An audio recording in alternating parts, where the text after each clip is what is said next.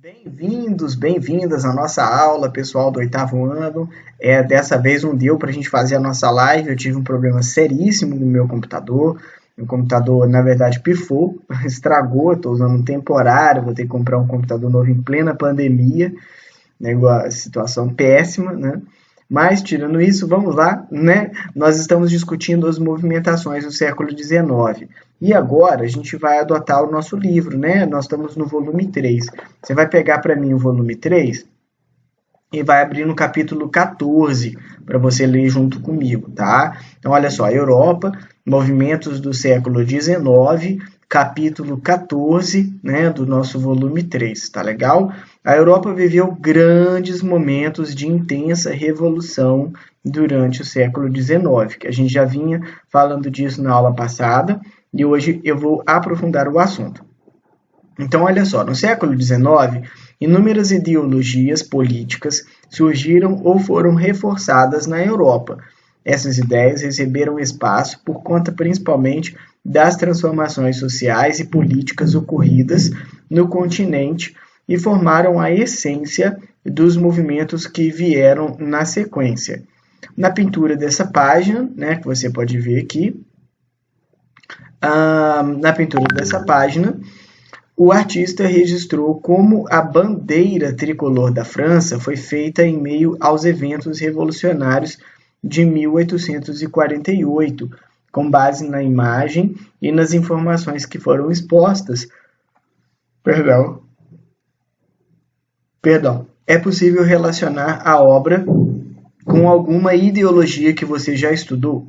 Então, nós vamos ainda estudar as ideologias, na verdade, né? Várias ideologias que aconteceram durante o século XIX, tá legal? Porque, por enquanto, a gente vai estudar os movimentos sociais que realmente têm conexão direta com essas ideologias. Começando com o movimento operário, pessoal. Durante o século XIX, nós estamos vendo a primeira e a segunda revolução industrial acontecerem, né? Ao longo do século XIX. Nós já estudamos as revoluções industriais. E com isso, perdão, professor cansado, na câmera.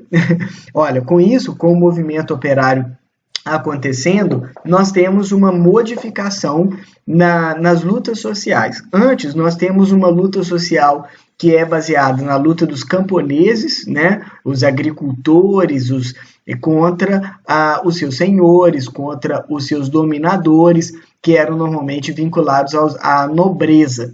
Agora, com as grandes fábricas e com a ascensão da burguesia, nós temos os operários contra os burgueses, como a principal luta de classes que nós estamos vendo. Olha aqui no livro para mim, ó. Estudamos que o processo de revolução industrial gerou alterações sociais em toda a Europa. A burguesia, que anteriormente era uma classe secundária, passou a ser dominante, com maior poder político e econômico, e a imensa massa de trabalhadores das fábricas, o operariado, organizou-se politicamente. Desde o início do século XIX, os operários já haviam colocado em prática movimentos de reivindicação por melhores condições de trabalho, como o ludismo ou o movimento ludista e o cartismo. Então, aqui nós vamos estudar dois grandes tipos de movimentos operários, ou seja, as pessoas que trabalhavam nas fábricas e queriam lutar por melhores condições de vida. O ludismo, o que foi o ludismo? Foi um movimento social que ocorreu na Inglaterra entre os anos, né, de 1811 e 1812, como forma de protestar contra a exploração imposta pelo trabalho nas fábricas. Os membros desse movimento destruíram as máquinas consideradas a fonte de seus problemas por relacioná-las ao desemprego e aos acidentes. Então, os ludistas acreditavam que os problemas seriam solucionados se destruírem as máquinas, se destruíssem as máquinas das fábricas. E o cartismo, que foi um outro movimento, olha só. Teve início em 1838 Seus participantes acreditavam que as reivindicações operárias somente seriam ouvidas se fossem colocadas de maneira política para serem votadas no parlamento e, assim, ganharem a forma de lei.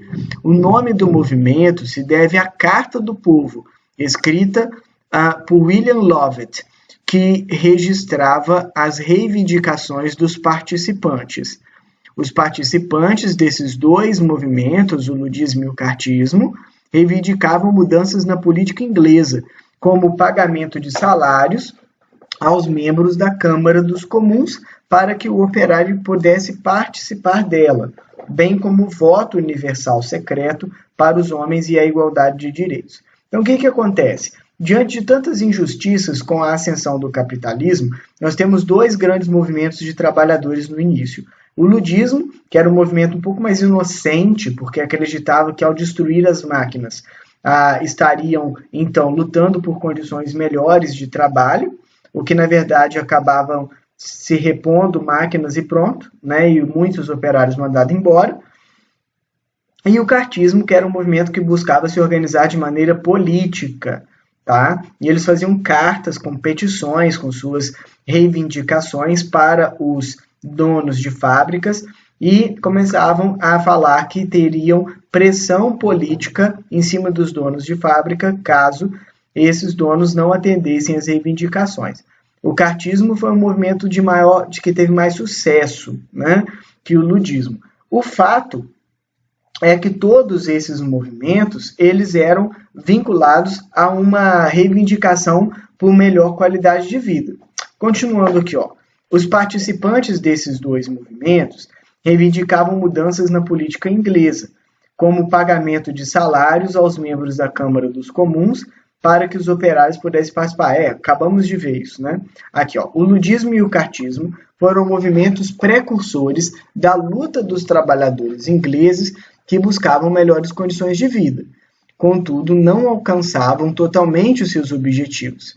Reúna-se então com seus colegas e elabore no caderno um esquema com as principais características desses dois movimentos. Em seguida, conversem sobre por que eles não foram bem-sucedidos no século XIX. Não precisa de fazer isso aqui, né? É só para a gente poder discutir que eu li essa questão, ou seja, essa parte. O cartismo e o ludismo foram dois movimentos muito importantes, mas muito iniciantes, né? Muito iniciais na luta pelas melhores condições de trabalho. O movimento dos trabalhadores que teve mais impacto foi o movimento do sindicalismo. Então, olha aqui comigo. Ainda no século XIX surgiu o sindicalismo, que é a união de operários em associações sindicais. O objetivo era lutar por melhores condições de trabalho para os associados. O sindicalismo é um fenômeno complexo e contraditório. Ele nasce, de fato, como reação à situação dos trabalhadores na indústria capitalista, mas constitui também uma força transformadora da sociedade. Continuando aqui, os sindicatos surgiram para organizar as reivindicações dos trabalhadores e desenvolver formas de cooperação entre eles. Era comum que as associações criassem fundos de auxílio mútuo para saúde e desemprego. Um dos desafios enfrentados inicialmente pelos sindicatos foi a falta de legislações específicas para regular as relações trabalhistas. As jornadas de trabalho eram exaustivas e não havia controle sobre as condições das fábricas, o que ocasionava uma série de acidentes. Além disso, as variações da economia geravam desemprego de uma hora para outra, deixando os trabalhadores desamparados. Nesse contexto, as ideias socialistas e anarquistas ganharam forte adesão no movimento sindical que surgia. Isso ocorreu porque, pela forma crítica como essas ideologias viam o capitalismo e suas contradições. A criação das associações internacionais dos trabalhadores, também chamadas apenas de internacionais, tinham como objetivo organizar o operariado em todo o mundo para lutar por melhores condições de trabalho. Então, o que aconteceu, pessoal? O que a gente tem que conversar aqui, né? A primeira coisa que a gente precisa de conversar. O movimento dos trabalhadores foi muito importante no século XIX, em luta, em defesa, né, de melhores qualidades, de melhores condições de vida, como salário mínimo, regime trabalhista regulado por regras, né? E esses movimentos, ludista, cartista e o sindicalismo, trouxeram muitas vontades de luta relacionadas ao socialismo e ao comunismo. E é exatamente sobre isso que eu gostaria que você falasse na sua atividade dessa semana. Nessa semana, eu gostaria que você relatasse o que é o comunismo e o que é o socialismo. Qual a diferença entre essas duas ideias? Porque na nossa aula da semana que vem, na nossa live, nós vamos estudar exatamente isso. A diferença entre não só comunismo e socialismo, mas também entre muitas outras ideologias do século XIX. Então, a sua atividade será essa, fazer um resumo sobre o que é o comunismo e o que é o socialismo. Tá legal? Beijão e a gente se vê na próxima aula.